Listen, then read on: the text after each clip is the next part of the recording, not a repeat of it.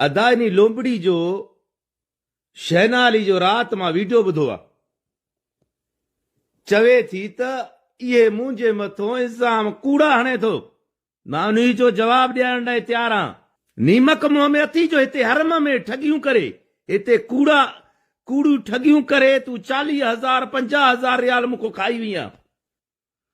कुछ एहसान कुछ मनीदो आहे, इंसान खाईंदो आहे त राहींदो आहे। बेनिमकी चो बेनिमकी ये ॻाल्हियूं न कर, चो भली ॻाल्हि थी। बेनिमकी चो ये भलियूं ॻाल्हि थी न कर।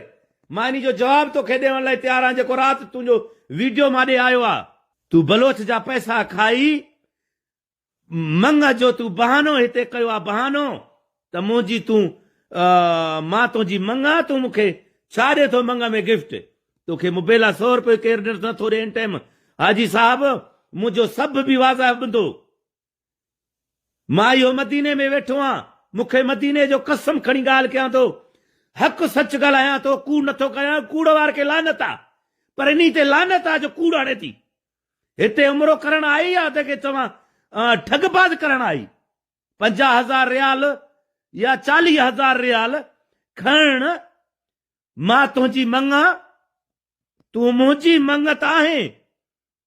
तूं हुते वञी अधे खे चवां फ्रॉड करे, अधे खे चवां तो जवाब ॾे त खलास।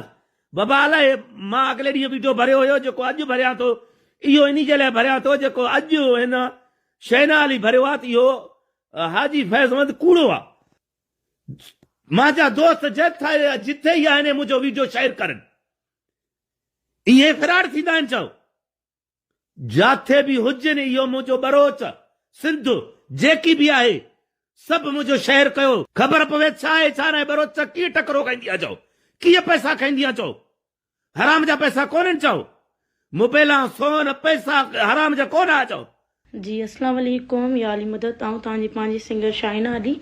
2-3 ॾींहंनि खां सोशल मीडिया ते कई मुंहिंजे ख़िलाफ़ ॻाल्हियूं पियूं हलनि। जेको शाइर आहे फैज़ मोहम्मद, उहे कई काफ़ी जेके मूं ते इल्ज़ाम हणे पियो, त उहे इल्ज़ाम पहिरीं ॻाल्हि त सभु कूड़ा आहिनि। ऐं ॿी ॻाल्हि इहा त 2024 में आउं वई हुअसि उमिरे ते, उहो मूंखे हिन कोन घुरायो, ॿियनि शाइरनि घुरायो, ठीकु आहे। ऐं उते शो मुंहिंजो थियो, उन शो में हिन सां मुंहिंजी मुलाक़ात थी हुई। ऐं तव्हांखे ख़बर आहे जेको बि पाकिस्तान मां महिमान वेंदो आहे उनजी माण्हू महिमान ई कंदा आहिनि, जेके बि शाइर आहिनि। ऐं अञा तस्वीरूं टिकटॉक वीडियोस तव्हांखे ख़बर आहे उठाईंदा आहिनि। ईअं ई न चंद मुंहिंजियूं तस्वीरूं आहिनि, चंद वीडियोस आहिनि जेके ही इंसानु ग़लति अञा ॾे पियो त माना ही मामिलो हो। बाक़ी जेके उफ़वाऊं हलनि पियूं ला इलाहा इल्लल्लाह मोहम्मद रसूलुल्लाह, हिन इंसान मूंखे भेण